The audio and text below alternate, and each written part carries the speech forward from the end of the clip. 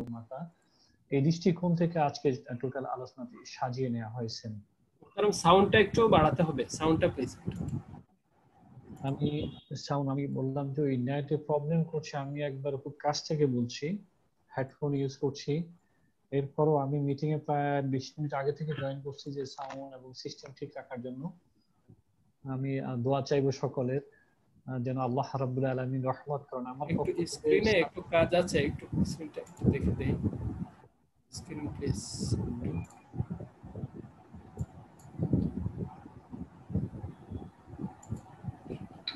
ওকে,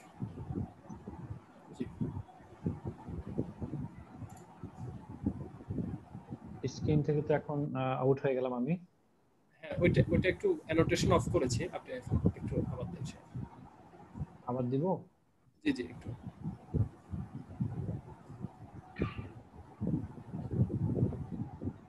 এখন কি screen clear আসছে প্লিজ?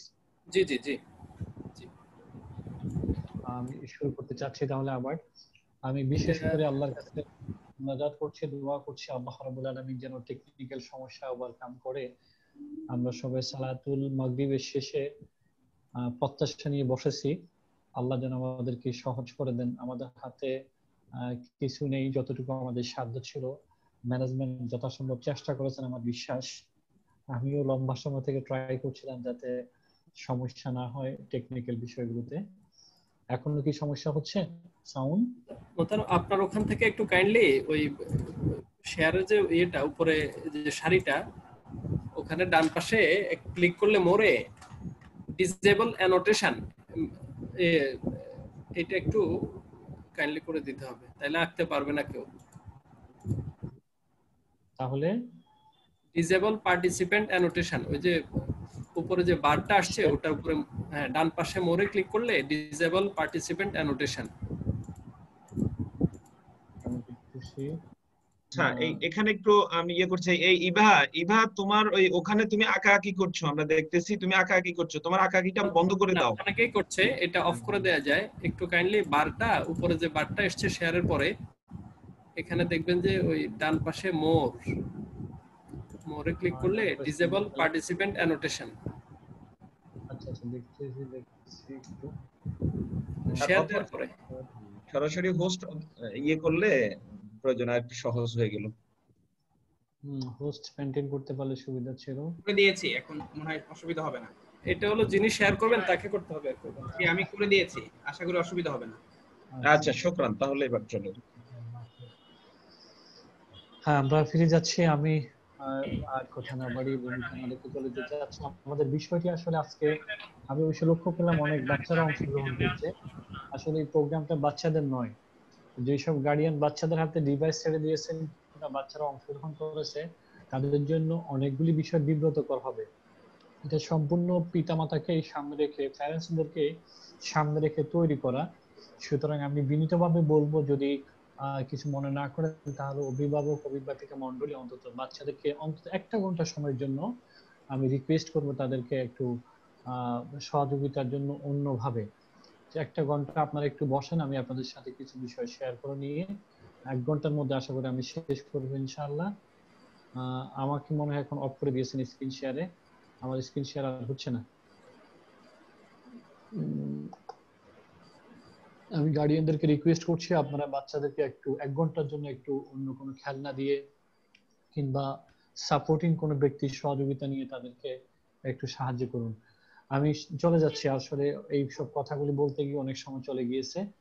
ওরা ওদের কাজ করুক, আমরা মনে হয় ওদের দিকে দৃষ্টি না দিই, ওরা আঁকাআঁকি যা করুক আমার কোনো অসুবিধা নেই। আশা করি আপনাদের অসুবিধা হবে না, আপনারা এটাকে সমস্যা মনে করবেন না। গার্ডিয়ানরা চেষ্টা করেন বাচ্চাদেরকে সরিয়ে অন্য কোনো হেল্প করার জন্য। যদি তারা আঁকাআঁকি বা কিছু করে তাদেরকে কিছু বলার দরকার নেই, তাদেরকে তাদের মতো থাকতে দিন। প্রিয় ভাই বোনেরা, প্রিয় অভিভাবক মন্ডলী, আমাদের বিষয়টি হচ্ছে যে আমার সন্তান হবে সেরা মানুষ। 6টি শব্দের এই সেন্টেন্সটা অত্যন্ত ছোট একটি সেন্টেন্স হলো, এর ব্যাখ্যা কিংবা বিস্তৃতি অনেক বিশাল। আপনারা ছবিতে লক্ষ্য করছেন একজন পিতামাতার সাথে, 2 জন পিতামাতার সাথে তাদের ডানে একজন বামে একজন 2 জন শিশু রয়েছে। এই ছবিটি কেবলমাত্র একটি ছবির জন্য দেয়া হয়নি, এই ছবিটির একটি মিনিং আছে। আমি যদি আপনাদের সামনে সরাসরি বসে কথা বলতে পারতাম তাহলে আপনাদের সাথে শেয়ার করে আমরা সামনের দিকে এগোতে পারতাম। আপনারা কি বলতে পারবেন আসলে এই ছবিটার কোনো মিনিং আছে? প্রত্যক্ষ 4 জন মানুষের 2 জন পিতামাতা এবং 2 জন শিশুর ছবি লক্ষ্য করা হলেও পিছনের একটি চমৎকার ব্যাকগ্রাউন্ড, সেটি হচ্ছে আপনি আপনার সন্তানকে যদি পিছনে পিছনে আসতে বলেন আর আপনি যদি সামনের দিকে সামনে হাঁটতে থাকেন, আপনার শিশুটি যেন দৌড়ে এসে পিছন থেকে আপনার হাত ধরে ফেলেন। কেন? সে যেন আপনাকে এই কথাই বলতে চায়, বাবা মা তুমি আমাকে পিছনে ছেড়ে দিও না, যদি আমাকে পিছনে ছেড়ে দাও তাহলে তোমার গতির সাথে আমি তোমার সাথে চলতে পারবো না, সুতরাং আমাকে তোমার সাথে রাখো। আর যদি আপনি আপনার সন্তানকে আপনার সামনে সামনে এগিয়ে যেতে দেন তাহলে সন্তান খুব বেশি দূর সামনে 1 পা 2 পা কিংবা হঠাৎ করে ধরে একটু সামনে যেতে পারে, কিন্তু সে বেশি দূর যাবে না, আবার সে ফিরে এসে আপনার হাত ধরবে, আপনার সাথে সে হাঁটতে চাইবে। কেন আসলে কখনো কি প্রশ্ন করেছেন? আর কোনো কারণ নেই। সেই জন্য আপনাকে এটাই, তুমি আমাকে একা একা সামনে যেতে দিও না, কারণ আমি ছোট্ট শিশু, আমি তোমাকে পথ দেখাতে পারবো না কোন দিকে আমাদেরকে যেতে হবে এখন। প্রিয় অভিভাবক অভিভাবিকা মন্ডলী, আমি এই 4 জন মানুষের ছবি দিয়ে আপনাদেরকে বলবো, আমাদের শিশুদেরকে আমরা যদি সেভাবে দেখি যে আমি আমার বাচ্চা আমার পিছনে না ছেড়ে দিব না, যে তুমি আসো আমি সামনে, তারা পারবে না। অনুরূপ ভাবে তাদেরকে সামনে ছেড়ে দিও, সামনে কত দূর চলে গেল তাদেরকে আমি বকুনি দিব না, বরং তাদের হাত ধরে আমি এগোতে থাকবো, তাহলে আমার সন্তান নির্ভয়ে সামনে এগোতে পারবে। আমার স্ক্রিন থেকে স্লাইড চেঞ্জ হচ্ছে না, স্লাইডে কোনো সমস্যা হচ্ছে কিনা আমি জানি না। আমাদের আজকের প্রোগ্রামের এই শিরোনামের যে কন্টেন্ট গুলো আছে, ফোকাস পয়েন্ট, এর মধ্যে একটি হচ্ছে শিশুদের সাথে যেভাবে আচরণ করা মনোবিজ্ঞানের দাবি, 2 যে সব আচরণ থেকে বিরত থাকা উচিত একজন অভিভাবক হিসেবে আমাদের, 3 সেরা যারা কেমন তারা কিংবা সফল যারা কেমন তারা, কেস স্টাডি, একটা কেস স্টাডি থাকবে আপনাদের জন্য, আপনারা সরাসরি এখনো করতে পারেন অথবা পরেও করতে পারবেন। এর পরবর্তী পয়েন্ট হচ্ছে কোভিড-19 সন্তানের প্রতি আমাদের দায়িত্ব, সর্বশেষ পয়েন্ট হচ্ছে সেরা মানুষ তৈরির সেরা কৌশল, সেরা ডট ডট ডট মানে হচ্ছে সেরা সন্তান কিংবা সেরা মানুষ কিংবা সেরা মুসলিম তৈরিতে সেরা কৌশল। এই কয়টি শিরোনামে আমাদের আজকের আলোচনা, যদিও কিন্তু সময়ের যা লিমিট, আমার কাছে মনে হয় আমরা এত দূর যেতে পারবো না, হয়তো কয়েকটা পয়েন্টে আমরা থেকে যাব। আমরা দৌড়াদৌড়ি করলে যেতে পারবো ইনশাআল্লাহ, আমি প্রত্যাশা করছি না দৌড়াদৌড়ির জন্য, তাহলে দৌড়ে গিয়ে শেষ প্রান্তে গিয়ে আমি পৌঁছতে পারবো, কিন্তু হয়তো আমি উপলব্ধি করতে ব্যর্থ হব। আমি যদি বলো সময়ের বিবেচনায় এটা আসলে 2 ঘন্টার একটা সেশন, কিন্তু কঠিন, আমাকেও শেষ করতে হবে খুব বেশি সময় না, সর্বোচ্চ 8টা থেকে 8:20-এর মধ্যে বা 15-এর মধ্যে। আমি যেতে চাচ্ছি আপনাদেরকে সাথে নিয়ে, যতটুকু পারি আমরা এগোতে থাকি। আমাদের প্রথম পয়েন্টই হচ্ছে হেডলাইনের আন্ডারে শিশুদের সাথে যেভাবে আচরণ করা মনোবিজ্ঞানের দাবি। দেখুন স্ক্রিনে আপনারা যা দেখতে পাচ্ছেন, একজন বাবা তার সন্তানকে উপরে ছুঁড়ে মেরেছেন, আর ছুঁড়ে মেরে আবার সেই সন্তানকে ধরে ফেলেছেন। কিন্তু সন্তানকে উপরে ছুঁড়ে মারার পরে যখন ধরে ফেললেন কিংবা সন্তানকে উপরে ছুঁড়ে ফেলার পরে সন্তান কিন্তু ভয় পায়নি। কেন ভয় পায়নি? এজন্য ভয় পায়নি, সে জানে আপনি তার প্যারেন্টস, আপনি তার পিতা, যে আপনি তাকে ছেড়ে দিবেন না, আপনি উপর তাকে ছুঁড়ে মেরেছেন কিন্তু নিচে আপনি হাত দিয়ে রেখেছেন, হাত দিয়ে তাকে ধরবেন, আপনি তাকে পড়তে দিবেন না। এটি হচ্ছে ওই সন্তানের দৃঢ় বিশ্বাস পিতা হিসাবে আপনার প্রতি। সেই কারণে ওই সন্তানটিকে যখন আপনি খেলার চলে আনন্দ চলে উপরে ছুঁড়ে মারছেন, সেই তখন কান্না করছে না কিংবা সে বিরক্ত বোধ করছে না, সে খিলখিল করে হেসে উঠে মজাই পায়। একজন পিতামাতা হিসেবে আপনি আপনার সন্তানের সাথে যে আচরণটি প্রথমে করবেন, সে আচরণের কথা হচ্ছে, দেখেন 1 নম্বর পয়েন্টে লেখা আছে, আমি তোমাকে বিশ্বাস করি। সন্তান যেভাবে ছুঁড়ে মারার পরে আপনাকে বিশ্বাস করেছে, অনুরূপ ভাবে আপনিও সন্তানকে বিশ্বাস করুন। উঠতে বসতে চলতে তাকে আপনি বলুন যে আমি তোমাকে অবশ্যই বিশ্বাস করি, তাহলে সন্তানের মাঝে বিশ্বাসের জায়গাটা পোক্ততা তৈরি হবে। দেখুন এই ছুঁড়ে মারার পাশে নিচে আরেকটি ছবি স্ক্রিনে আছে, যেখানে একজন বাচ্চা একটি ছাতা মাথা দিয়ে আছে। এটি যদি একটি সিম্বলিক, কিন্তু এর একটি বড় ব্যাখ্যা হচ্ছে, আপনারা জানেন প্রচন্ড খরা অর্থাৎ গরমের মধ্যে যখন মানুষ কষ্ট পায়, খরা হয়, তখন মানুষ বৃষ্টির জন্য সালাত পড়ে, নামাজ পড়ে। যখন একটি গ্রামে ঘোষণা হলো যে আজকে একটি নির্দিষ্ট মাঠে সবাইকে আসতে হবে, সেখানে নামাজ হবে, ইস্তেখারা নামাজ হবে, যে নামাজ পড়ে আল্লাহর কাছে ফরিয়াদ করলে আল্লাহ রাব্বুল আলামিন বৃষ্টি দান করবেন। দেখা গেল এই ঘোষণার দিন শত শত হাজার হাজার গ্রামবাসী, এলাকাবাসী ছুটে আসছে ওই মাঠের দিকে, কিন্তু এর মধ্যে কেবলমাত্র একটি ছোট্ট শিশু তার পিতার হাত ধরে আসছে, কিন্তু তার কাছে একটি ছাতা। সবাই হতগম্ব, প্রচন্ড রোদের মধ্যে তুমি ছাতা নিয়ে আসলে। ওই ছোট্ট শিশুটি বিস্ময় বোধ করলো না, সে হেসে দিয়ে বলল, কেন, আমরা তো আজকে এখানে আসছি সবাই বৃষ্টির জন্য আল্লাহর কাছে দোয়া করতে, আর আমরা যখন সবাই বৃষ্টির জন্য আল্লাহর কাছে দোয়া করব, আল্লাহ তখন অবশ্যই বৃষ্টি দিবেন, তখন আমাদের কি হবে, আমরা তো ভিজে যাব, সেই কারণে আমি ছাতা নিয়ে আসছি। সম্মানিত ভাই, হচ্ছে একজন কোমলমতি শিশুর বিশ্বাস। আপনি কোমলমতি শিশুকে যেভাবে বিশ্বাস করবেন, যেভাবে তার বিশ্বাসটা গড়ে তুলবেন, আপনার প্রতিটি কথাকে সেও সেভাবে বিশ্বাসের সাথে নিবে এবং তা করে থাকে। কাজে আপনি আপনার সন্তানকে বলুন, আমি তোমাকে বিশ্বাস করি। এই কথাটি যদি আপনি তার হৃদয়ে গেঁথে দিতে পারেন, তাহলে আপনার সন্তানকে আপনি বলতে হবে না, বাবা মা তুমি মিথ্যা বলো না, তুমি সত্য বাহিরে অন্য কথা বলো না। আপনি তাকে মিথ্যা না বলার জন্য চাপ দিতে হবে না, কোন রকমের তাকে নৈতিক ওয়াজ করতে হবে না। আপনার আচরণ থেকে সেই নিজেকে সত্যবাদী হিসাবে তৈরি করবে। এভাবে শিশুদের আস্থাটা তৈরি হয় ছোটবেলা থেকে প্রচন্ড ভাবে। তার একটি ছোট্ট নমুনার কথা বলছি। স্ক্রিনে একটি ছোট্ট শিশুকে আপনারা দেখতে পাচ্ছেন, এখানে একটি ছোট্ট গল্পের কথা আপনাদেরকে বলছি। মাত্র 8 বছরের শিশুটি 1 টাকার একটা কয়েন হাতে নিয়ে দোকানে গিয়ে বলল, আপনার দোকানে কি আল্লাহকে পাওয়া যাবে? একটা ছোট্ট শিশু, তার বয়স মাত্র 8 বছর, সে দোকানে গিয়ে বলছে যে আপনার দোকানে কি আল্লাহকে পাওয়া যাবে? দোকানদার তুচ্ছ তাচ্ছিল্য করে তাকে ফিরিয়ে দিল। সে আরেকটি দোকানে গেল, সেম প্রশ্ন করলো, আপনার দোকানে কি আল্লাহকে পাওয়া যায়? দোকানি বলল, কত টাকা আছে তোমার কাছে, দাও। তখন সে এই 1 টাকার কয়েনটি দেখালো, তার কাছে শুধু এই কয়েনটি আছে। দোকানদার হেসে দিয়ে তাকে আবারও সেখান থেকে তাড়িয়ে দিল।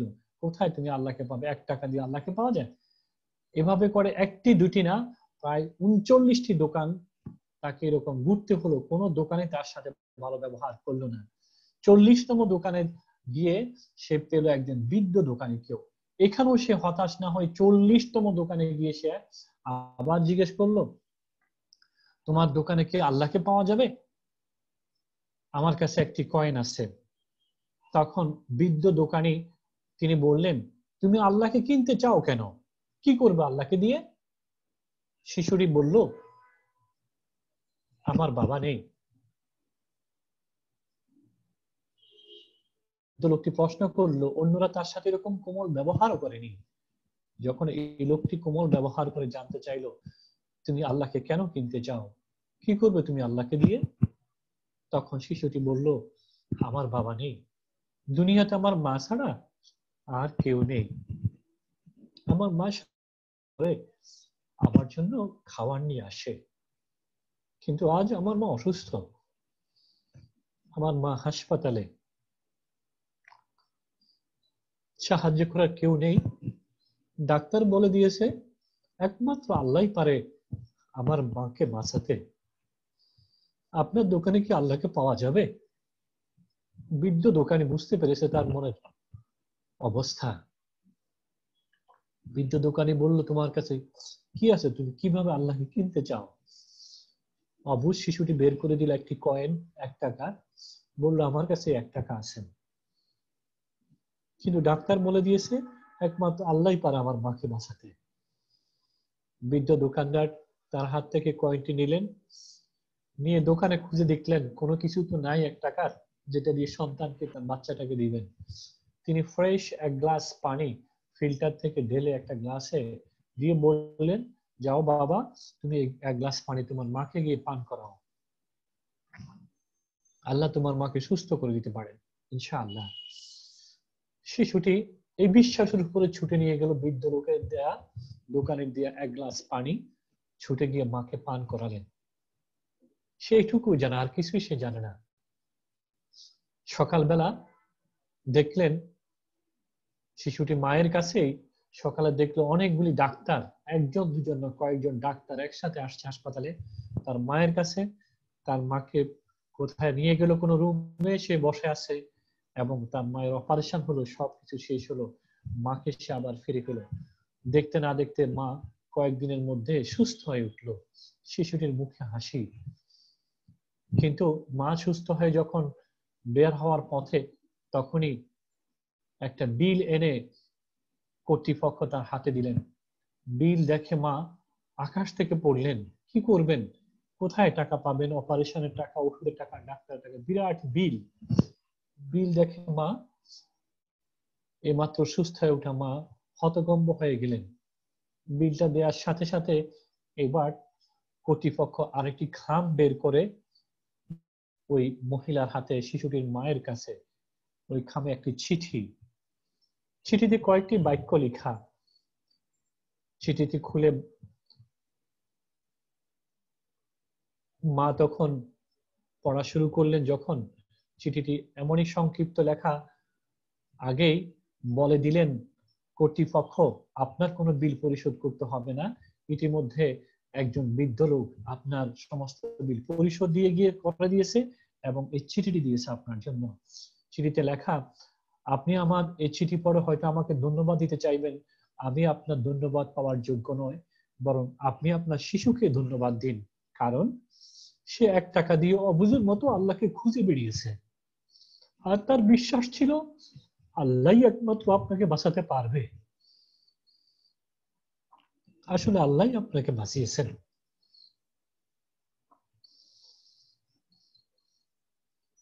যে ডাক্তারগুলো অপারেশন করেছিল, মূলত সেই বৃদ্ধ লোকটাই ওই ডাক্তারদেরকে ব্যবস্থা করেছিলেন, তিনিও বিল পরিশোধ করেছিলেন। কিন্তু তিনি শিশুটাকে থেকে শিখলেন যে ডাক্তার বলে দিয়েছে একমাত্র আল্লাহ আমার মাকে সুস্থ করতে পারে। ওই অবুঝ শিশুটি যা ছিল তা নিয়েই ওই আল্লাহকে কোথায় পাওয়া যাবে সেটা খুঁজে বেরিয়েছে।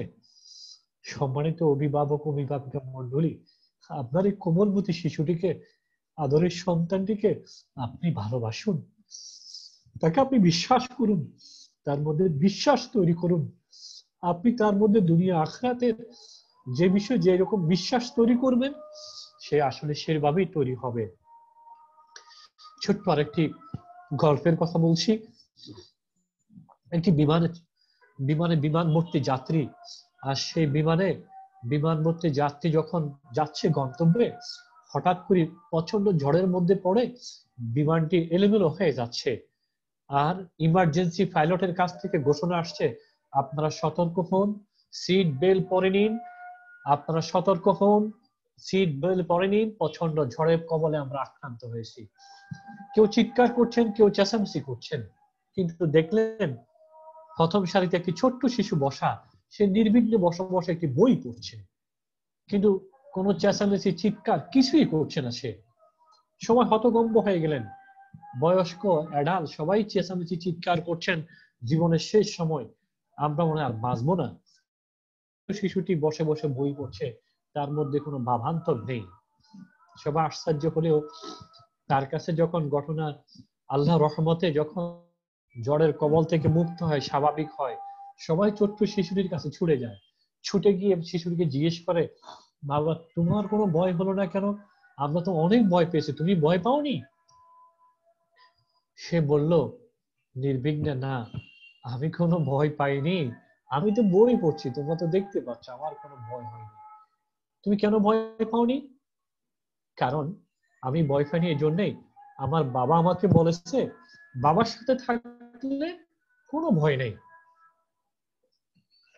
শিশুটির বিশ্বাস, তার বাবা তাকে বলে দিয়েছে যখন তোমার সাথে তোমার বাবা, তখন তোমার আর কোনো ভয় নেই। আপনারা তো জানেন না, এই বিমানটি চালাচ্ছিলেন তিনি আমার বাবা, আমি সেই জন্যই কোনো ভয় করিনি, কারণ আমার বাবা তো বলে দিয়েছে আমার কোনো ভয় নেই। এটাই শিশুর বিশ্বাস। আসলে আমরা শিশুর সেই বিশ্বাসকে উপলব্ধি করি না, আমরা সে বিশ্বাসকে অনেক সময় গ্রহণ করতে পারি না। স্ক্রিনের এখনকার ছবিটি আমার আলোচনার দ্বিতীয় পয়েন্ট। আমি তোমাকে ভীষণ ভালোবাসি। একটা সন্তান কি চায় আপনার আমার কাছে? অকৃত্রিম ভালোবাসা ছাড়া আর কিছুই নয়। অকৃত্রিম ভালোবাসা ছাড়া আর কিছুই নয়।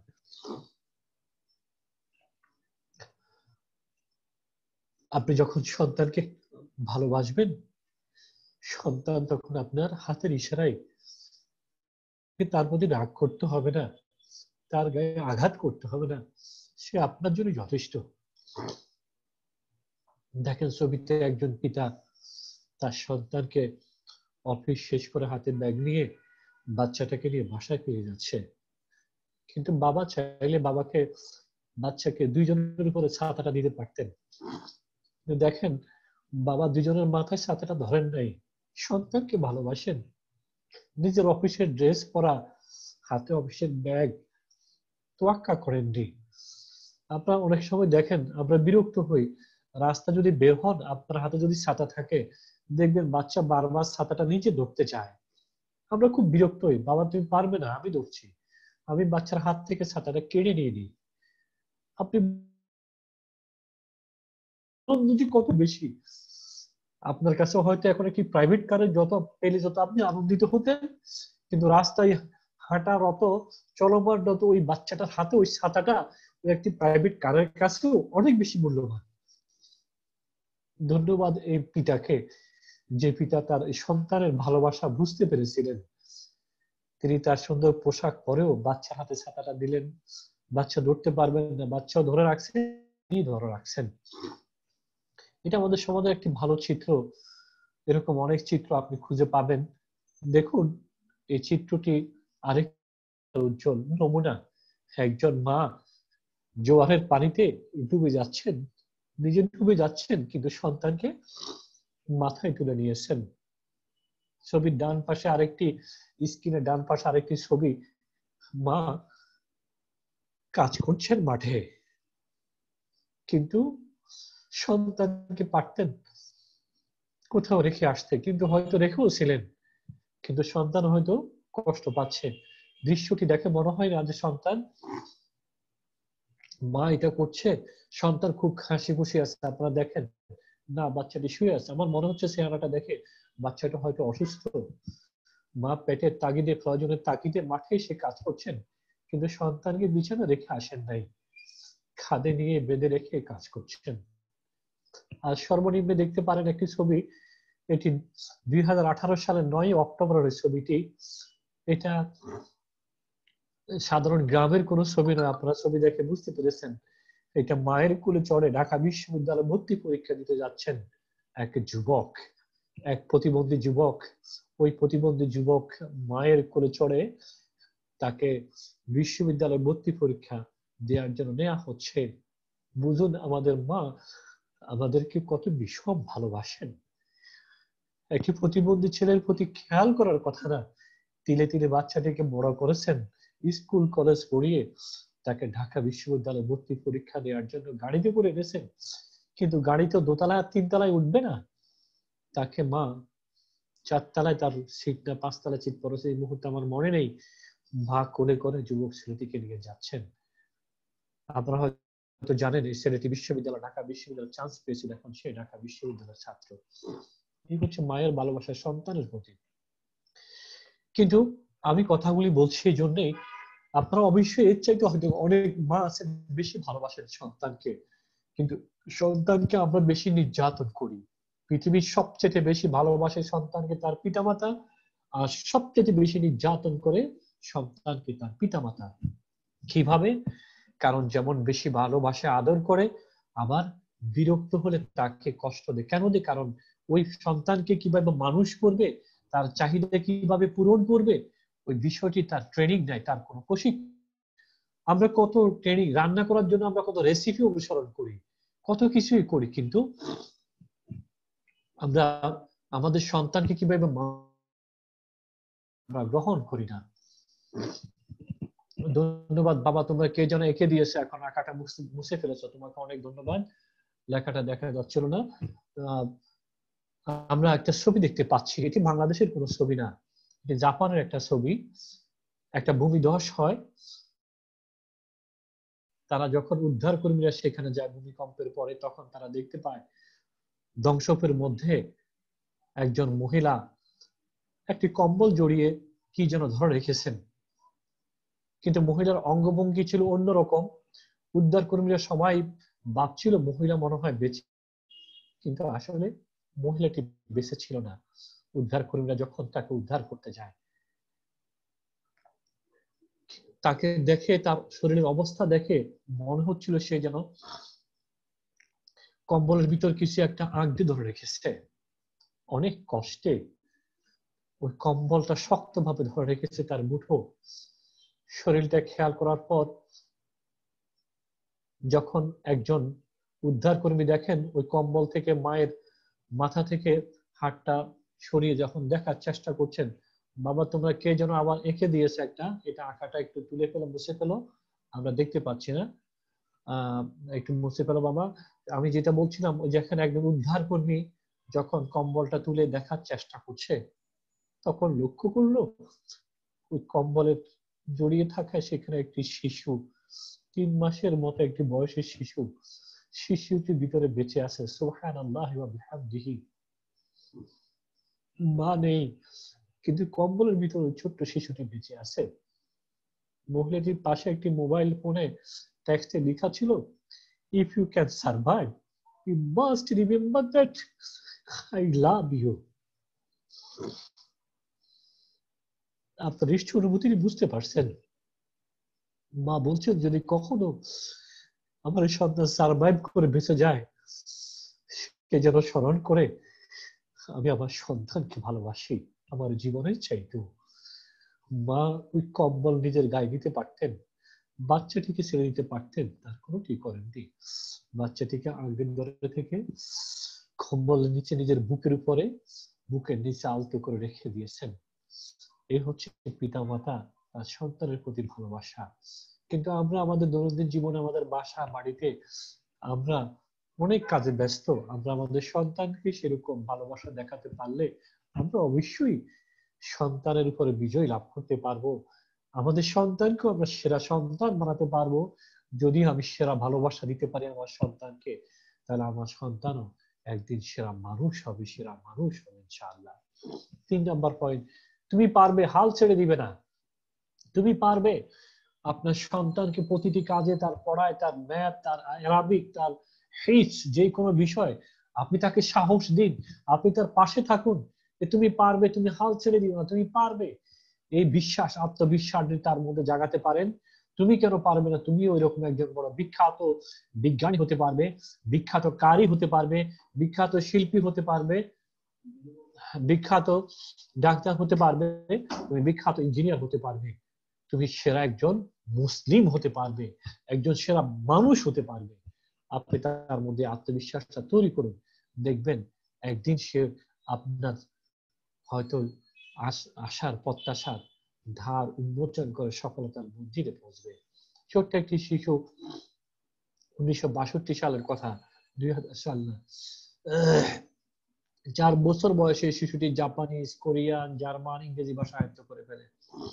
5ম জন্মদিনের পরে সে জটিল সব ডিফারেন্সিয়াল এবং ইন্টিগ্রাল ক্যালকুলাস সমাধান করতে তার কাছে একটা পান্তাভাত ছিল।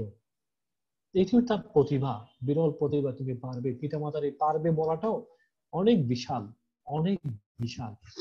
আমরা চেষ্টা করি আমাদের সন্তানের মধ্যে 3টি বিষয় আমি আপনাদের সামনে উপস্থাপন করলাম। রিপিট করছি, সন্তানকে বলুন আমি তোমাকে বিশ্বাস করি, তার মধ্যে এটা তৈরি করুন আমি তোমাকে ভালোবাসি, তার মাঝে এটা জাগ্রত রাখুন, তুমি সবকিছু পারবে, যেমন তুমি চাও ভালো হতে, তুমি হাল ছেড়ে দিও না। আমি 3টি বিষয় আপনাদেরকে শেয়ার করে দিয়ে এই একটি ছবি আপনাদের সামনে পেশ করতে চাচ্ছিলাম। দেখেন এতগুলি বিশাল বিশাল ষাঁড়, আর এই ষাঁড়ের রাখাল হচ্ছে একটা ছোট্ট শিশু, একটা ছোট্ট শিশু। Leader is not about size, মানে লিডার হতে হলে অনেক বিশাল বড় কিছু, পেটওয়ালা বড় কিছু হইতে হবে তাই না, বরং নলেজ এবং উইজডম থাকলে তা সম্ভব। সুতরাং আপনার শিশু অনেক বড় কিছু হতে পারে, অনেক বড় কিছু হতে পারে আপনার প্রত্যাশার চাইতে বেশি। আপনি দোয়া করুন, আপনি তার মধ্যে আত্মবিশ্বাস তৈরি করুন, তার পাশে থাকুন। আমরা চলে যাচ্ছি এবার আমাদের শিশুদের সাথে যেসব আচরণ করা উচিত নয়। আমি এই প্রসঙ্গে মাত্র কয়েকটি পয়েন্ট বলবো, আমাদের হাতে আর বেশি সময় নেই। সম্মানিত ভাই বোনেরা, একটু দেখুন, শিরোনামটিতে লেখা আছে কঠিন নয়, কোমল আচরণ করুন। No! Stupid! Go to your room right now! What are you teaching your child? No! Fine, stupid. Children see, children learn. Bud, color on paper, not the wall. Let's clean this up. I'll get you some, okay? Your actions are actions. Here, draw on your own paper. Learn to guide your child in a positive way at childrenseechildrenlearn.ca. খুব তাড়াহুড়া করে দেখা হয়ে গেছে, আপনারা বুঝছেন কিনা আমি জানি না, আমার বিশ্বাস হয়তো বুঝতে পেরেছেন। আমি বিষয়টা আবার রিপিট করছি। দুটি বিপরীত প্রতিক্রিয়া, যখন আপনার প্রতিক্রিয়া একরকম ছিল পিতার, তখন সন্তানের অবস্থা এবং তার বোনের সাথে তার ব্যবহার, আবার যখন সন্তানের সাথে পিতার ব্যবহার পরিবর্তন হয়, তখন তার বোনের সাথে তার ব্যবহার পরিবর্তন হয়ে যায়। No! Stupid! Go to your room right now! What are you teaching your child? No! Fine, stupid. Children see, children learn. Bud, color on paper, not the wall. Let's clean this up. I'll get you some, okay? Your actions become their actions. Here, draw on your own paper. Learn to guide your child in a positive way at childrenseech. কি লক্ষ্য করছেন আপনারা? যখন ওয়ালে লিখছিল পিতা বিরক্ত হলেন, আর সেই প্রভাবটা ওই বাচ্চাটি তার বোনের সাথে ব্যবহার করলো। যখন পড়ার টেবিলে বোন একটি কাগজ চাইলো, তাকে সে আবার স্টুপিড বলছে। আবার যখন পিতা তার সাথে ভালো ব্যবহার করলো, সেও জানে এরকমই ব্যবহার করতে হয়। ওই বোনটির যখন একটি কাগজ দরকার হচ্ছে, তখন সে আনন্দের সাথে কাগজটা দিয়েছে, বোন গ্রহণ করেছেন। প্রিয় অভিভাবক অভিভাবিকা মন্ডলী, একটি সিম্বলিক বিষয়। আমরা সন্তানের কোনো ভুল বা ত্রুটির কারণে কঠিন হব না, আমরা তার সাথে কোমলবাসী হব নয়, আমরা সময় দিব। আমরা অমনোযোগী হব না, আমরা সময় দিব। এটা একটু বেশি সময় নিবে, হয়তো অনেকে এটা দেখেছেন। আমি যা শেয়ারিং এর জন্য আপনাদের সামনে পেশ করছি, সময় যদিও যায় কিছুটা, আমি রিকোয়েস্ট করব যে আপনাদেরকে একটু সময় নিয়ে হলো একবার দেখানো যাবে, রিপিট করা হবে না।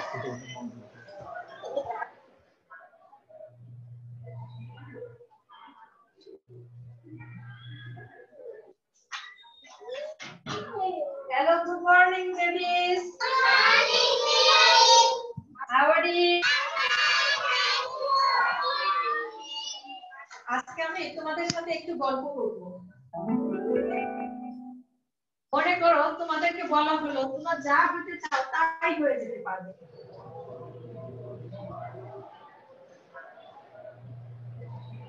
তাহলে তোমরা কে কি হতে চাও বলো তো?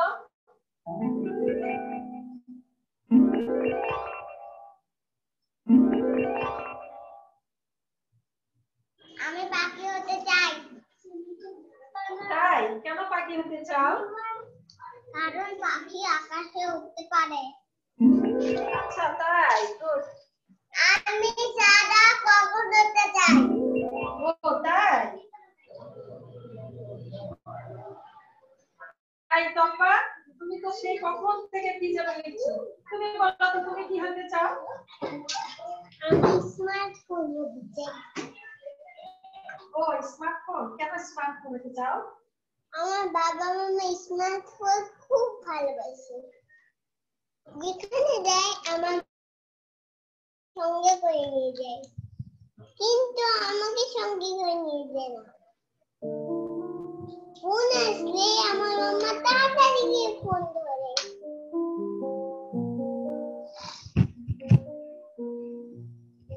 কিন্তু আমি কান্না করলেও আমার কাছে মাম্মা আসে না।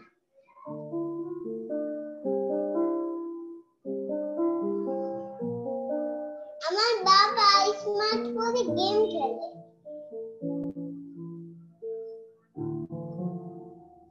কিন্তু আমার সাথে খেলে না।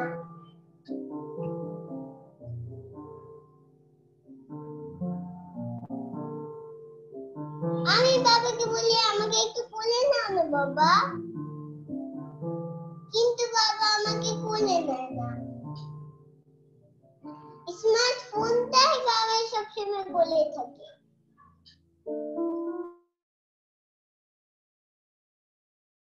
দেখতে পাচ্ছেন না চ্যাট করছি?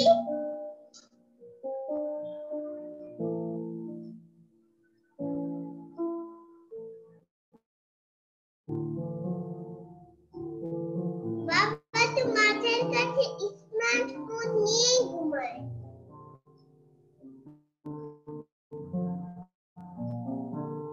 কিন্তু আমায় কোনোদিনও জড়িয়ে ধরে ঘুমায় না। মাম্মা তো কোনোদিনও স্মার্টফোনটাকে চার্জ দিতে ভুলে না, কিন্তু মাঝে মাঝে আমাকে খাবার দিতেই ভুলে যায়।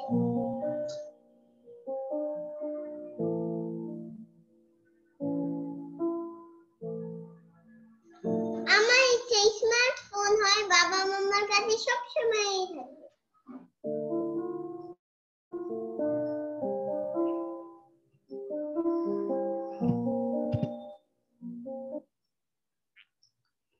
যদিও এটি একটি স্টোরি রূপক, কিন্তু এটাই আমাদের সমাজের বাস্তব চিত্র। অনেকের ক্ষেত্রে, অনেক পরিবারেই আমরা পিতারাও যখন বাসায় যাই, সন্তান পাশে আসে, আমার হাতে হয়তো রিমোট থাকে কম মোবাইলের, টিভির, অথবা মোবাইল থাকে হাতে, অথবা আমি কম্পিউটারের সামনে থাকি। আমি বাসায় গেলে কতক্ষণ সময়, হয়তো আমি 3 ঘন্টা 4 ঘন্টা 5 ঘন্টা ছিলাম, আসলে কতক্ষণ সময় ছিলাম না, খুব কম। কিন্তু আপনি তার প্রতি মনোযোগী হন প্লিজ, তাকে সময় দিন, তাকে প্রতি মনোযোগী হন, তাকে সময় দিন। মোবাইল সে ক্ষণিকের সঙ্গী আপনার, সে আপনার বড় নয়, আপনার সন্তানই আপনার বড়। আপনি কি রেখে যাবেন? একজন আপনার মনের মতো আদর্শ সন্তানকে রেখে যেতে চান, না আপনার ক্ষণিক কিছু চ্যাটিং কিংবা কিছু ভিডিও ক্লিপস অথবা কিছু গেমস দেখে আপনার মনের সাময়িক চাহিদা মেটাতে চান? কোনটি আপনি চান? আপনি ঠিক করে নিন। যদি আপনি আপনার স্থায়ী সম্পদ, আপনার সন্তান, আদর্শ সন্তান রেখে যেতে চান, তাহলে আপনার ব্যবহার হবে একরকম। আর যদি ক্ষণিক বিনোদন, সেটা গেমস হোক আর সেটা চ্যাটিং হোক কিংবা হোক, একটা ওয়াজও আমার কাছে অনেক গুরুত্বপূর্ণ নয়, যতটুকু গুরুত্বপূর্ণ আপনার সন্তানকে একটু আদর করা, তার সাথে একটু শেয়ার করা, তার সাথে একটু কথা। আপনি একটা ওয়াজ শুনছেন, অনেক কিছু জানবেন, যা জানেন সেটাও কি আপনার সন্তানের সাথে আপনি করে থাকেন? নিজেকে একবার সেদিকে মনোযোগী হওয়ার জন্য আমি আহ্বান করছি। আমি 3 নম্বর আরেকটি পয়েন্ট দিয়ে শেষ করব, সেটি হচ্ছে আপনি পারেন আপনার সন্তানের সাথে নিষ্ঠুরতা নয়, সহানুভূতি দেখাতে। আপনি যদি নিষ্ঠুর না হয়, সহানুভূতিশীল হন, তাহলে আপনি বাচ্চাকে একই সাথে শেখাতেও পারবেন, একই সাথে সাহায্য করতে পারবেন। আমি আপনারা সে কাজ ঠিক করেন।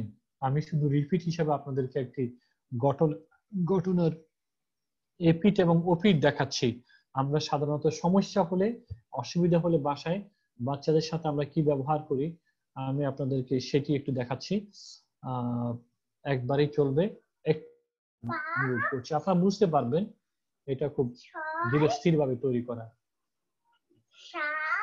সাধারণত বাচ্চারা বাসায় যখন একা একা থাকে, এরকমই অনেক খেলার চেষ্টা করে, খেলতে থাকে। পরিণতি এক সময় কি হয়? আই জুমানা, তুমি কি আবারও সেই চেয়ার নিয়ে খেলতেছো? তুমি এবার চেয়ার নিয়ে খেলো না আম্মু, তুমি কিন্তু পড়ে যেতে পারো। ঠিক আছে। আরে কি হলো? তো আমি বললাম কি হলো দেখি, এই যে চেয়ার থেকে পড়ছো তাই না? কোথায় ব্যথা পাইছো? তোর পা ব্যথাই পাওয়া উচিত, তোর পা একদম ভেঙে যাওয়া উচিত। আমি আমি আমি যে এত নিষেধ করলাম, লাগে না? আমি একদম মানে আমি যে কতবার নিষেধ করছি ভালো লাগে না আমার কথা? ভালো লাগে না আমার কথা? তোর পায়ে আমার আরো ব্যথা পাওয়া উচিত। মেজাজটা গরম লাগে না? উঠ এখান থেকে, উঠ যা যা ওদিকে যা। সূর্য, চেয়ারটা আমার একদম মানে ভেঙে ফেললো। আমি সেদিন কিনছি চেয়ারটা, কতবার নিষেধ করতেছে এগুলো না খেলতে,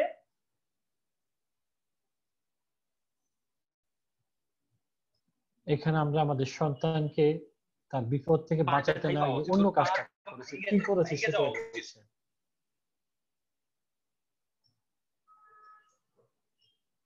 যে কষ্ট পাচ্ছে, ব্যথা পাচ্ছে, তাকে সাহায্য না করে আমি তার ভেঙে যাওয়া উচিত সেটাই বলছি।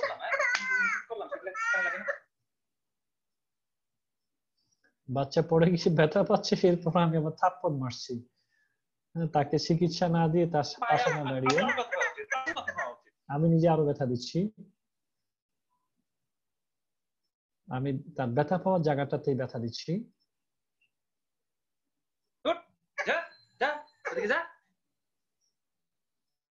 আর সর্বশেষ কি করলাম, আমি ধাক্কা দিয়ে তাকে সরিয়ে দিলাম, কিন্তু তাও তার আঘাতের দিকে নয়। সবাই চেয়ারটা আমার একদম মানে ভেঙে ফেললাম, আমি সেদিন কিনছি চেয়ারটা, অথচ এখানে চেয়ারটা বড় হয়ে গেছে, বাচ্চাটির কষ্ট বড় হলো না। কিন্তু এর বিপরীতে আপনি কি করতে পারতেন? নিশ্চয়তার পরিবর্তে যদি আপনি সহানুভূতিশীল হতেন, তাহলে কি করা দরকার ছিল আপনার? দেখি এই যে আমি নিষেধ করলাম, চেয়ার থেকে ঠিকই পড়ছে রে। কি কোথায় ব্যথা পাইছো তুমি? কোন জায়গায় কোন জায়গায় কোন আঙ্গুলে? দেখি, থামো দেখি, আমি এখনই আইস দেবো। তুমি না স্ট্রং বেবি, থামো দেখি, একদম তুমি কান্না বন্ধ করো, কান্না বন্ধ করো, চোখ মুছো, চোখ মুছো, কান্না বন্ধ করো, হ্যাঁ সব ঠিক হয়ে যাবে। তোমাকে আমি এখনই না নিষেধ করলাম যে চেয়ার দিয়ে খেলো না, অলওয়েজ সেফটি ফার্স্ট, এটা তোমাদের সবসময় বলেছি না আমি? বলো, হ্যাঁ তুমি তোমার সেফটি নিয়ে চিন্তা করো নাই, বুঝেছো? এটা একদম ঠিক হয়নি। আমি তোমাকে এখন কি করব জানো? এখানে একটা আইস দিয়ে দিই, ঠিক আছে? আইস দিলে তোমার ব্যথা কমে যাবে। আর দেখি আমার উচিত ছিল তোমাকে অ্যালাউ না করা, আমি তোমাকে শুধু মুখে নিষেধ করেছি, কিন্তু তোমাকে আমি চেয়ার দিয়ে খেলতে দিয়েছি। দেখি, আসো, ওঠো ওঠো, get up get up, strong baby. দেখি একটু স্মাইল দাও তো। হ্যাঁ তুমি স্ট্রং, তুমি কাঁদছিলে কেন? দেখি আমার দিকে তাকাও, তুমি তো স্ট্রং, কাঁদছিলে কেন? আসো আমার কোলে আসো, তোমাকে আইস দিয়ে দিই। ব্যথা পেলে কি করতে হয়? এই ব্যথা পেলে কি করতে হয়? হ্যাঁ, কি ঠান্ডা লাগে? অনেক ঠান্ডা লাগে। শোনো, সবসময় কি ফার্স্ট বলো তো? বাবাকে এখন প্রমিস শুনবে, এবং গুড, এবং বাবা যেগুলো নিষেধ করে সেগুলি কি? বাবা কেন নিষেধ করে? আমার জন্যই নিষেধ করে, ভালোর জন্য, তাই না? ঠিক আছে, এখন কি ব্যথা কমেছে? আরেকটা আইস দিয়ে দেবো। ছোট্ট একটি বিষয়, কিন্তু আমরা হয়তো কঠিন হতে পারতাম, কঠিন হই আমরা, আমাদের স্বাভাবিক স্বভাব চরিত্র হচ্ছে বিপরীতটা হওয়া। শেষের অংশটি দেখা গেল যে আসলে ওইরকম না হয়, যদি আমি তার বিপরীত সহানুভূতিশীল হই, তাকে যদি আমি এই সহানুভূতি দেখাতে গিয়ে যদি আমি তাকে লেসন দিই, এটা সে মনে রাখবে। বাবা বলেছে আগে সেফটি ফার্স্ট, তুমি আগে নিজেকে সেভ করে এরপরে খেলো, এরপরে তুমি দুষ্টুমি করো, কোনো অসুবিধা নেই। আমি চাইতে পারতাম, আব্বু আম্মুর কথা শুনলে বিপদটা কমতো, নাও হতে পারতো। এই যে বাচ্চার মধ্যে ভিতর থেকে তাকে পরিবর্তন করা, কিন্তু আপনি একটা কিংবা আপনি আরেকটা থাপ্পড় দিয়ে বা বিরক্ত হয়ে আপনি কি পেলেন? আসলে পাওয়ার মতো কিছুই পাননি, বরং বাচ্চার মধ্যে অনাকাঙ্ক্ষিত বিষয়গুলি তৈরি করেছেন। আমরা এরকমই করি ফেলি আমাদের অজান্তে, কিন্তু আমাদের প্যারেন্টিং সংক্রান্ত আমাদের কোনো নলেজ, কিভাবে আমার সন্তানকে প্রতিপালন করব, আমরা খুব বেশি ধারণ করতে পারিনি, আমাদের একাডেমিক কিংবা নন একাডেমিক। এই কারণে কখনো কখনো এই সমস্যাগুলি হয়। এবার ভিডিও নয়, একটা আমি ছবি দেখাচ্ছি, দেখেন।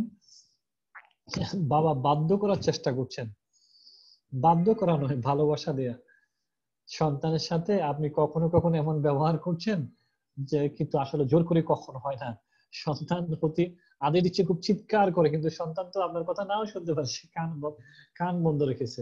এটা একটা রূপক বিষয়, আসলে বাধ্য করা নয়, ভালোবাসাই দিতে পারে সন্তানকে আপনার প্রতি শ্রদ্ধা, সম্মান, আপনার আকাঙ্ক্ষার প্রতি। আমাদের আধুনিক শহরের, আমাদের ঢাকা শহর, আধুনিক শহরের অবস্থাটা কি?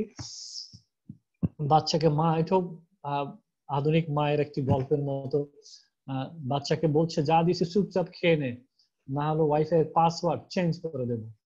বাচ্চাকে খাওয়াচ্ছে যে ওয়াইফাই পাসওয়ার্ড চেঞ্জ করার ভয় দেখিয়ে না, আসলে এরকম না, বাধ্য করা নয়, আমাদের ভালোবাসা দিয়ে বাচ্চাদেরকে জয় করতে হবে, এটাই হওয়া উচিত, স্বাভাবিক। সম্মানিত অভিভাবক, অভিভাবিকা মন্ডলী, আমরা অনেক সময় পার করে ফেললাম। ইতিমধ্যে মনে হয় আপনারা খুব বিরক্ত হয়ে যাচ্ছেন, সময় অনেক হয়ে গিয়েছে। আমরা আর কতটুকু যেতে পারবো দেখি, আর কিছুক্ষণ সময় নিচ্ছি আমি, 5-7 মিনিট হয়তো। সফল যারা কেমন তারা, আসলে সফলতা নির্ভর করছে আমরা সফল কিভাবে নিজেদেরকে দেখতে চাই, আমাদের সন্তানকে দেখতে চাই। এখানে একটা ছোট্ট ভিডিও ধারণ করা দেখানো হচ্ছে আপনাদেরকে, এসো এসো নিয়ে যাও ঐশী আলো, শুনে যাও কোরআনের আহ্বান, আলোকিত কোরআন। তেলাওয়াতের অনুষ্ঠান জিপিএইচ ইস্পাত নিবেদিত আলোকিত কোরআন 2020 পাওয়ার্ড বাই ক্রাউন সিমেন্টের অনিন্দ সুন্দর এই আয়োজন। অনুষ্ঠানটি টাইটেল স্পন্সর দেখিয়ে দিতে চাই আজকের পর্বে পারফর্ম করতে যাওয়া মাদানী বন্ধুদের এক নজর। আসসালামু রাহমাতুল্লাহি ওয়া বারাকাতুহু। বিজ্ঞ বিচারকরা আপনাদেরকে সুস্বাগতম জানাচ্ছি। এই পর্যায়ে পরিচয় করিয়ে দিচ্ছি প্রিয় আপনাদের সাথে আজকে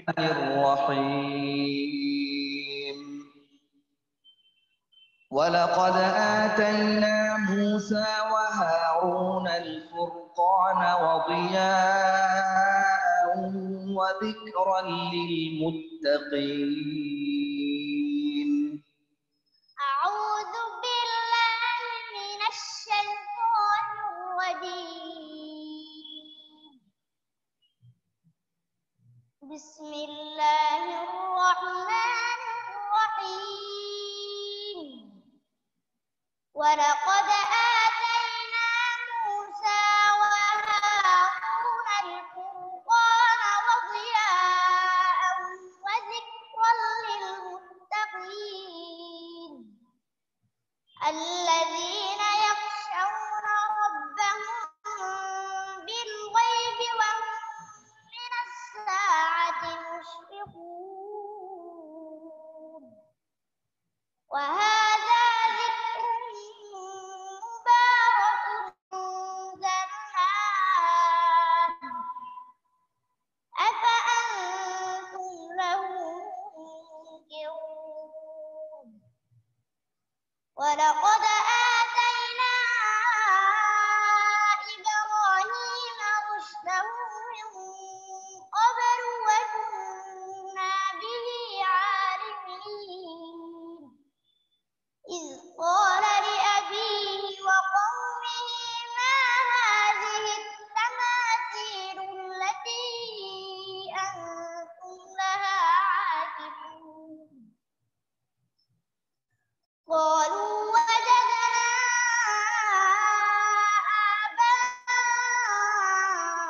آباءنا لها عابدين.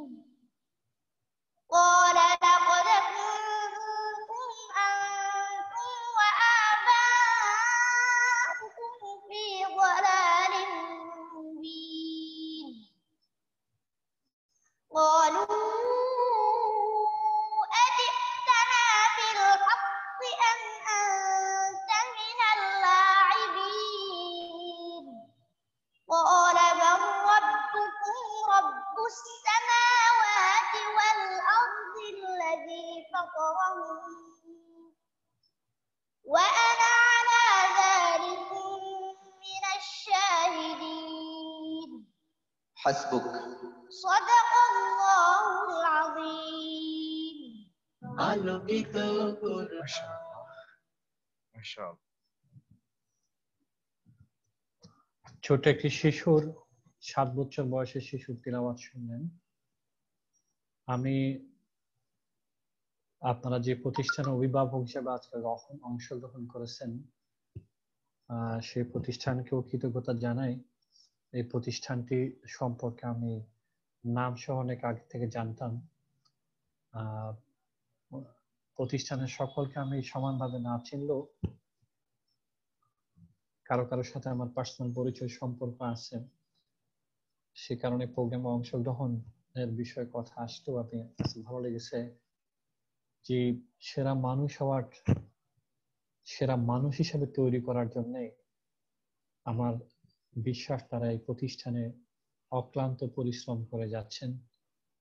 আর নাদাম মডেল মাদ্রাসা বা একাডেমি এই প্রতিষ্ঠানও একজন এমন সেরা মানুষ, সেরা মুসলিম তৈরি করতে চায় যে আপনার আমার জন্য দুনিয়ার কল্যাণ এবং আখিরাতের কল্যাণ, দুনিয়ার সেরা এবং আখিরাতের সেরা মানুষ হিসাবে তৈরি হতে পারে।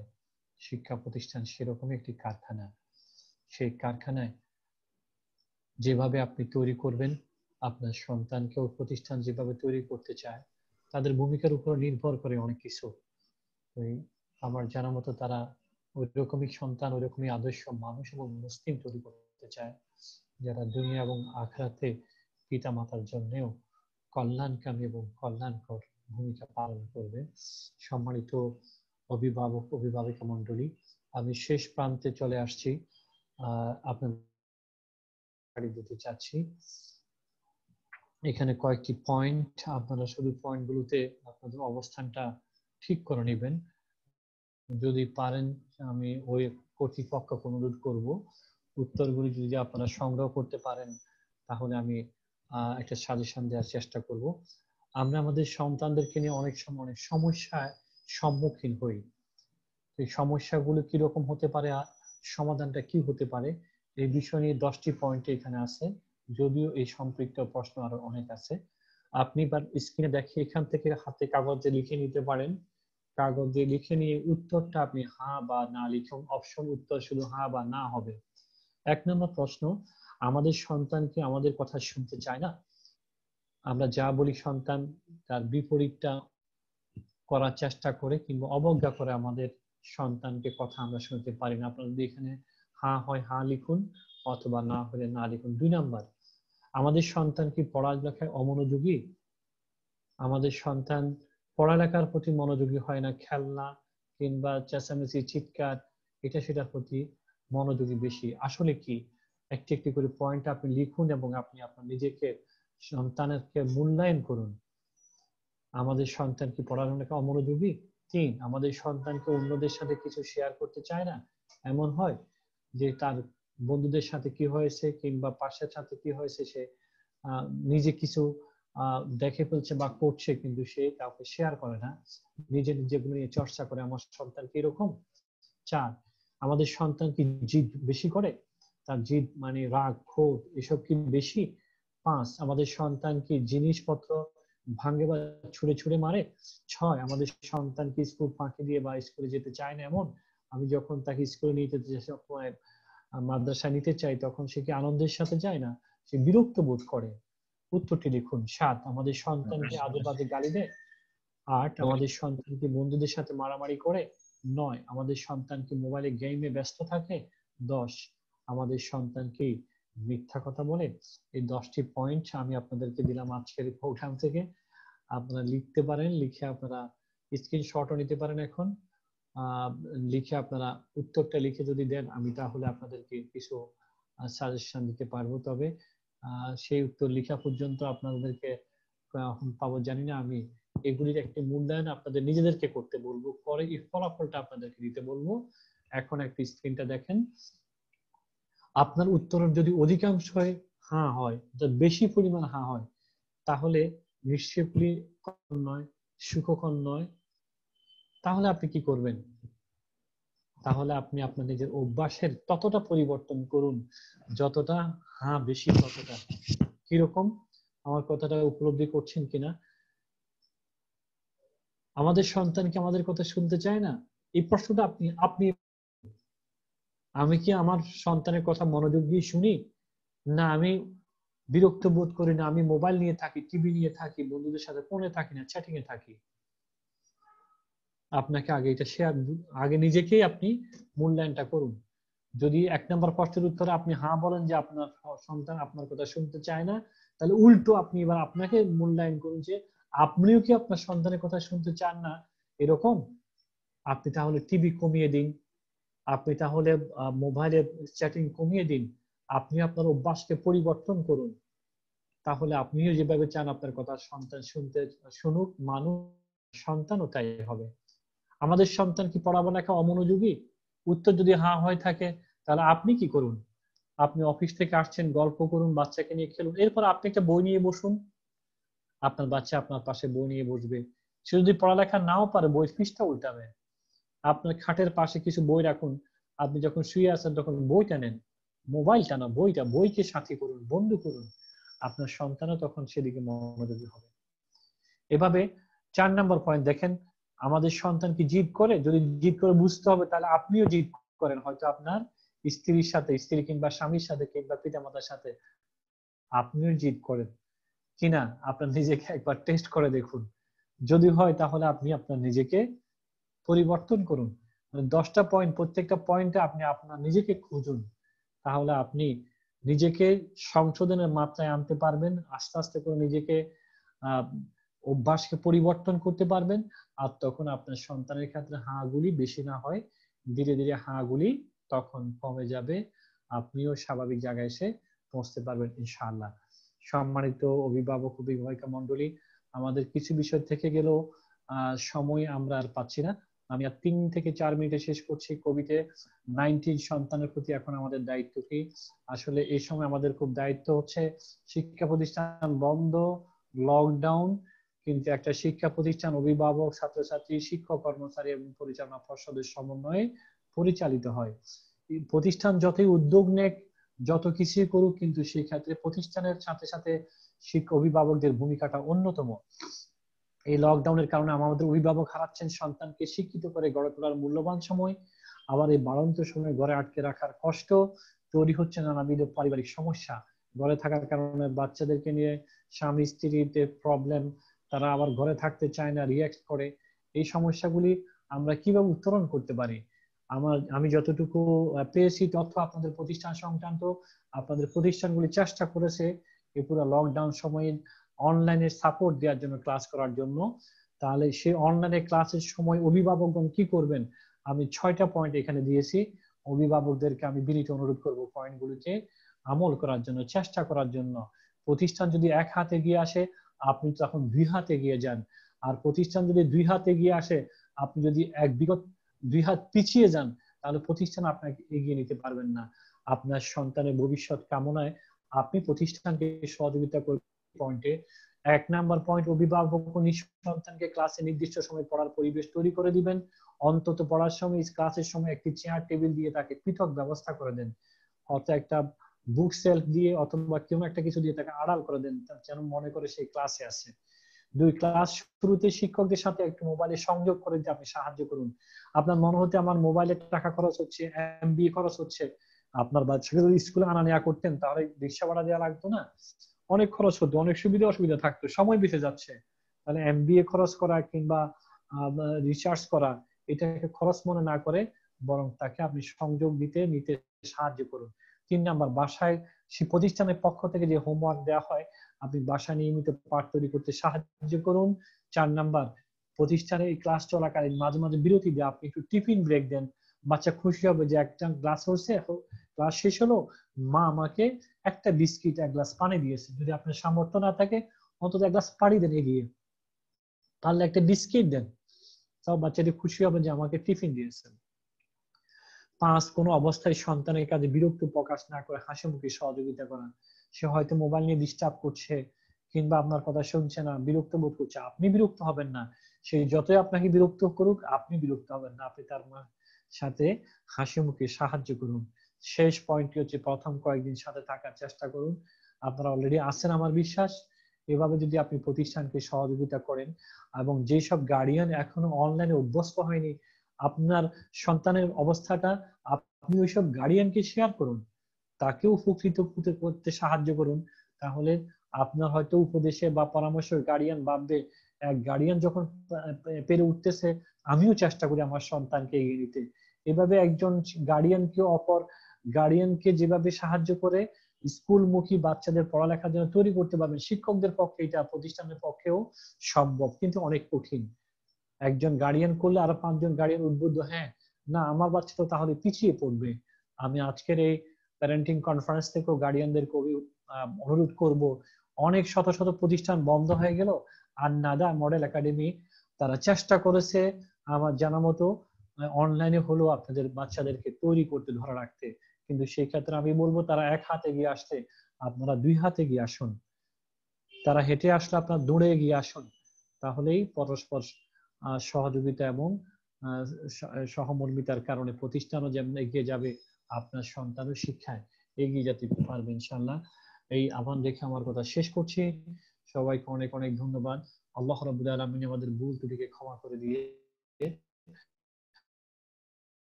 সঠিক বিষয়গুলি ধারণ করে তৌফিক ইল্লা বিল্লাহ। আসসালামু আলাইকুম ওয়া রাহমাতুল্লাহি ওয়া বারাকাতুহু। ওয়ালাইকুম আসসালাম ওয়া রাহমাতুল্লাহি ওয়া বারাকাতুহু। যে আমাদের সম্মানিত মেহমানকে আন্তরিক মোবারক জানাচ্ছি। স্যার মেহমান অনেক চমৎকার করে আমরা যেন বুঝতে পারি কিভাবে আমরা লালন পালন করব সেই বিষয়ে চমৎকার এখানে যারা আছি সকলেই উপকৃত হয়েছি এবং আমরা সেটা অ্যাপ্লাই করার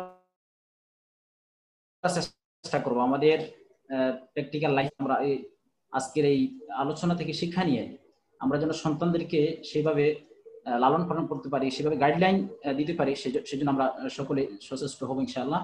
আমাদের সম্মানিত মেহমানকে আন্তরিক অভিনন্দন ও জানাচ্ছি।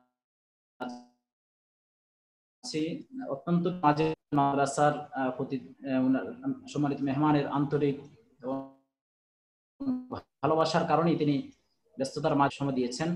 এই জন্য মেহমানের দীর্ঘায়ু কামনা করছি, উত্তম জাযা কামনা করছি এবং আগামী দিনেও আমাদের মাদ্রাসার যে কোনো কর্মসূচিতে আমরা যখন ইনভাইট সেই আশা ব্যক্ত করি আজকের আমাদের সম্মানিত মেহমানকে আমরা আবারও আন্তরিক মোবারক জানাচ্ছি কষ্ট করে সময় দেওয়ার জন্য।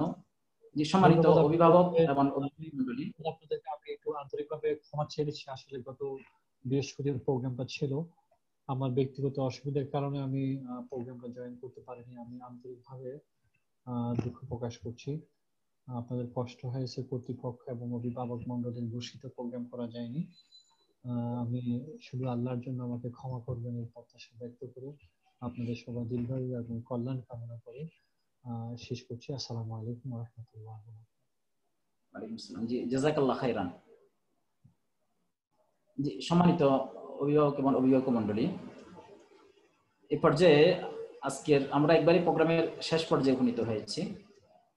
যেহেতু প্রধান আলোচক ইতিমধ্যেই ওনার গুরুত্বপূর্ণ মূল্যবান আলোচনা সমাপ্ত করেছেন, এই পর্যায়ে আজকের এই প্যারেন্টিং প্রোগ্রামের সম্মানিত